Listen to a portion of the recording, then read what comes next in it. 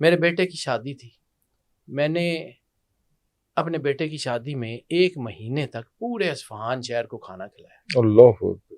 اس نے کہا آدھی رات کے وقت تم تیل لینے آ گئی ہو؟ اس نے کہا بہرام اگر قسمت تیرے دروازے پہ لے ہی آئی ہے نا ڈانٹ لو۔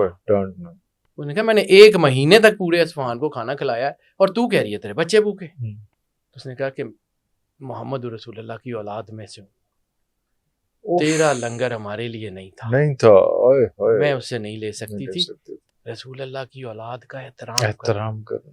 اگر آپ درود 10 ارب دفعہ بھی پڑھ رہے ہیں اور رسالت مآب کی اولاد کا احترام نہیں کر رہے تو کچھ بھی نہیں ہے، کوئی عبادت نہیں ہے۔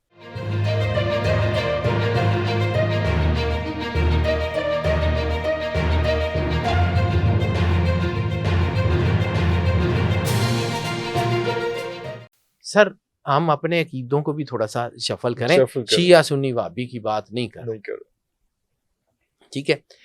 اب جہاں پہ میں لانا چاہ رہا تھا، جس پوائنٹ کے اوپر لانا چاہ رہا تھا، اگر آپ کو اس گھر کی تکریم کا پتہ نہیں ہے، رسالت مآب نے کیا کہا تھا کہ ہماری خوشیوں میں خوش ہوا کرو، ہمارے غموں میں غمگین ہوا کرو۔ رسالت مآب نے کیا کہا تھا کہ تم میں سے اس وقت تک کوئی بھی مومن نہیں ہو سکتا جب تک کہ میں محمد مصطفیٰ اس کی جان، اس کے مال، اس کے ماں باپ، اس کی اولاد، اس کے بہن بھائیوں، حتیٰ کہ اس کی جان سے بھی زیادہ اور اس کی ہر چیز سے بھی زیادہ اس کو محبوب نہ ہو، ٹھیک ہے۔ ایک اور حدیث، غدیر کے میدان میں سرور انبیاء صلی اللہ علیہ وسلم نے جو خطبہ شروع کیا ہے، کہاں سے شروع کیا کہ کیا میں تم لوگوں پہ تمہاری جانوں کا تم سے زیادہ حقدار نہیں ہوں؟ تم لوگوں پہ تمہاری جانوں سے زیادہ میں اس کا حقدار نہیں ہوں؟ تو سارے صحابہ کرام 1,34,000 1,36,000 صحابہ کا مجمع ہے غدیر میں، کیا کہا تھا؟ یا رسول اللہ بے شک۔ اس کے بعد آپ نے شروع کیا تھا من کنت مولا فآدم علی مولا، کہ جس کا میں مولا اس کا علی مولا۔ اس خطبے کا بالکل پہلا یہ ہے کہ جب آپ سرور انبیاء صلی اللہ علیہ وآلہ وسلم کو اپنی ذات میں اپنے آپ سے زیادہ حقدار سمجھتے ہیں تو پھر درود پاک بھی سب سے زیادہ حقدار ہے کہ اس کا احساس کیا جائے، ان کی اولاد کا احساس کیا جائے۔ میں نے اکثر یہ واقعہ سنایا، بالکل چھوٹا سا کر کے سنا دیتا ہوں، بالکل ایٹ دی اینڈ آف اس کو کنکلوڈ کرتے ہوئے۔ میں نے یہ واقعہ آج سے کوئی 20 سال پہلے پڑھا تھا، ٹھیک ہے، اور اس وقت بھی میرے اوپر وہ عجیب سی کیفیت تھی۔ پھر یہی واقعہ میں نے مولانا طارق جمیل سے بھی سنا، پھر یہی واقعہ میں نے بہت جگہ کوٹ کیا۔ ایک بہت بڑے شیخ الحدیث ہیں، بہت بڑا نام ہے مدینے کا، جناب عبداللہ ابن مبارک، شیخ عبداللہ ابن مبارک کے نام سے مشہور ہیں، شیخ الحدیث ہیں، شیخ الاسلام ہیں، فقہ کے بہت بڑے امام ہیں، دنیا میں ان کا نام ہے، چھوٹا نام نہیں ہے عبداللہ ابن مبارک۔ عبداللہ ابن مبارک کو خواب میں سرور انبیاء صلی اللہ علیہ وآلہ وسلم کی زیارت ہوتی ہے، اور رسالت مآب کہتے ہیں عبداللہ اصفہان جاؤ، وہاں تمہیں ایک بندہ ملے گا جس کا نام بہرام ہے اور وہ مجوسی ہے، اور بہرام کو کہو کہ میرے رسول نے کہا ہے کہ قیامت والے دن تو میرے ساتھ ہوگا۔ اللہ اکبر۔ اب عبداللہ ابن مبارک اس بات پہ پریشان ہو گئے کہ رسالت مآب سرور انبیاء صلی اللہ علیہ وآلہ وسلم فرما رہے ہیں کہ وہ مجوسی ہے اور یہ بھی کہہ رہے ہیں میرے ساتھ ہوگا، لیکن ان کو یہ پتا تھا کہ جب رسالت مآب سرور انبیاء خواب میں تشریف لاتے ہیں تو اس کی کیفیت کیا ہوتی ہے۔ مدینے کے آدمی ہیں، رسول اللہ سے شدید محبت کرنے والے ہیں، ہر وقت بس رسالت مآب کے ارد گرد رہتے ہیں۔ حکم رسالت مآب کا تھا، سامان پکڑا، اصفہان کی طرف چل پڑے۔ کہاں مدینہ، کہاں اصفہان، چل پڑے۔ جس شہر سے گزرتے ہیں لوگوں کو کہتے ہیں کہ میں اصفہان جا رہا ہوں، لوگ پوچھتے ہیں کس لیے، ان کا جی بہرام کو ملنے جا رہا ہوں، رسول اللہ کا حکم ہے۔ یعنی ملتے ملتے پہنچتے کئی مہینے سفر کر کے اصفہان پہنچے۔ اصفہان پہنچے، لوگوں کو پتہ لگا کہ عبداللہ ابن مبارک آ رہے، مشہور آدمی تھے، لوگوں نے بہت استقبال کیا۔ ان کا جی ادھر کس طرف تشریف لایا؟ ان کا جی بہرام سے ملنے آیا ہوں۔ کوئی آدمی ہے یہاں اصفہان میں بہرام؟ اس کا ہاں ہے، اصفہان کا سب سے بڑا تاجر ہے۔ پھر ایک یقین ہو گیا کہ رسالت مآب نے جو کہا ہے بالکل ٹھیک ہے۔ بہرام کے پاس آئے، بہرام کو کہا کہ بہرام مجھے تیرے سے کام ہے۔ اس نے کہا ٹھیک ہے، مسلمانوں کے بڑے آدمی ہو، میرے تھوڑی ہو، یہاں بیٹھ جاؤ، میں اپنا کام میں کسی کو دخل اندازی نہیں دینے دیتا، میری دکان ہے، جب میں دکان بند کروں گا تو میں تمہاری بات سن لوں گا۔ آپ بیٹھ گئے سارا دن یہ سوچتے رہے کہ کون سا ایسا کام یہ کرتا ہے جس کے بارے میں رسالت مآب سرور انبیاء صلی اللہ علیہ وآلہ وسلم نے کہا ہے کہ بہرام قیامت والے دن میرے ساتھ ہوگا. کوئی چیز نظر نہیں آئی، عام سا تاجر، روٹین کا کام، کوئی ایکسٹرا نظر ہی نہیں آیا. شام کو جب اس نے دکان بند کی، وہ پاس آیا، اس نے کہا ہاں جی اب بتائیے. میں نے کہا جی میں تیرے سے علیحدہ میں کوئی بات کرنا چاہتا ہوں. اس نے کہا ٹھیک ہے. اس وقت تو میں کاروبار میں تھا، اب میں فارغ ہوں. آپ اتنی دور سے آئے ہیں، مسلمانوں کے بڑے ہی صحیح، لیکن رات میرے پاس ٹھہریے تو رات کو بات کر لیتے. وہ ان کو اپنے گھر لے آیا، اپنے گھر لایا. لانے کے بعد اس نے کھانا وانا کھلایا. مجھے یہ پتا ہے کہ وہ سچے نبی ہیں، لیکن میں چونکہ آتش پرست ہوں، مجھے پتا ہے وہ سچے نبی ہیں، لیکن میں ان کو مانتا نہیں ہوں. جناب عبداللہ ابن مبارک نے کہا کہ مجھے خواب میں سرور انبیاء صلی اللہ علیہ وآلہ وسلم کا دیدار ہوا، اور انہوں نے کہا کہ بہرام کو پیغام دو کہ قیامت والے دن وہ میرے ساتھ ہوگا. بہرام نے یہ سنا تو اس کی آنکھوں میں آنسو آ گئے. اس نے کہا ایک منٹ ٹھہریے، کس دن خواب آیا آپ کو؟ انہوں نے کہا فلاں دن فلاں تاریخ.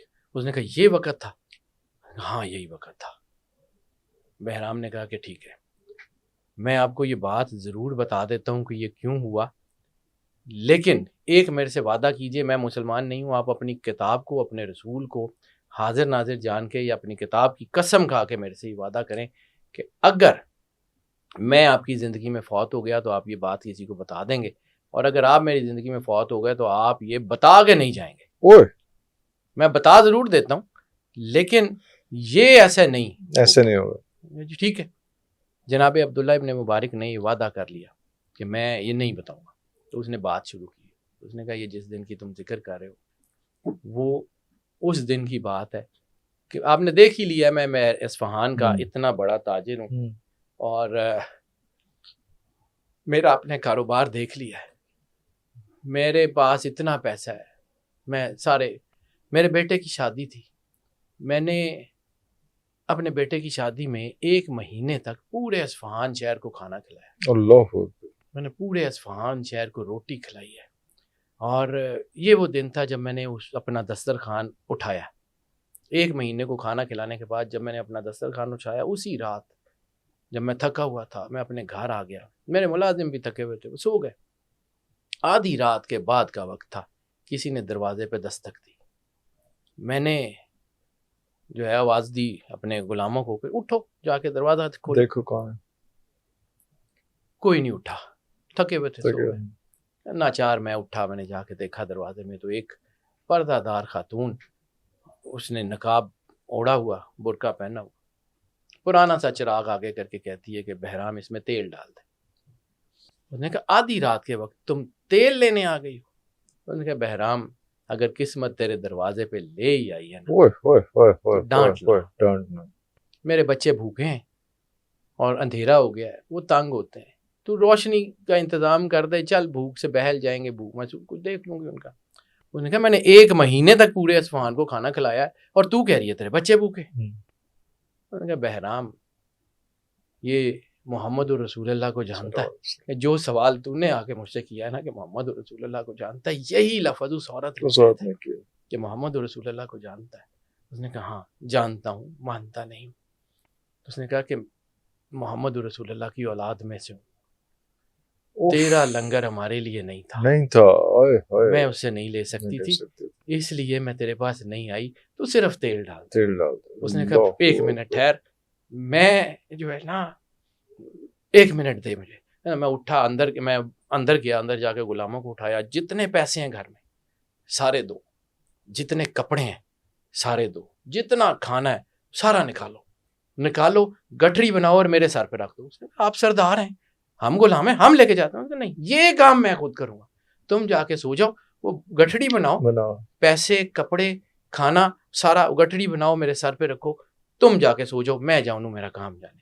کہتا میں نے وہ گٹھڑی اٹھائی، آگے وہ عورت، پیچھے پیچھے میں اس کے گھر چلا گیا.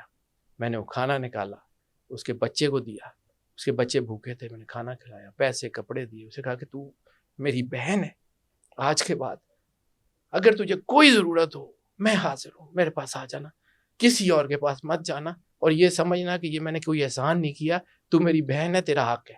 اللہ اکبر۔ میں یہ کہہ کے واپس مڑنے لگا تو اس کے 6 سال کے بچے نے کہا تھا کہ بہرام میں وعدہ کرتا ہوں کہ تو قیامت والے دن رسول اللہ کے ساتھ ہوگا۔ یہ وہ پیغام ہے جو تو مدینے سے مجھے دینے آیا، اللہ اکبر۔ یہ وہ پیغام ہے جس کا تو مجھے کنفرم کر رہا ہے، لیکن وعدہ کر کے تو بتا کے نہیں بتایا کسی کا نہیں۔ اس کے کچھ عرصے بعد بہرام نے اسلام قبول کر لیا، اور پھر کچھ عرصے بعد بہرام فوت ہو گیا۔ عبداللہ ابن مبارک کو مدینے میں پتہ لگتا ہے کہ بہرام فوت ہو گیا ہے۔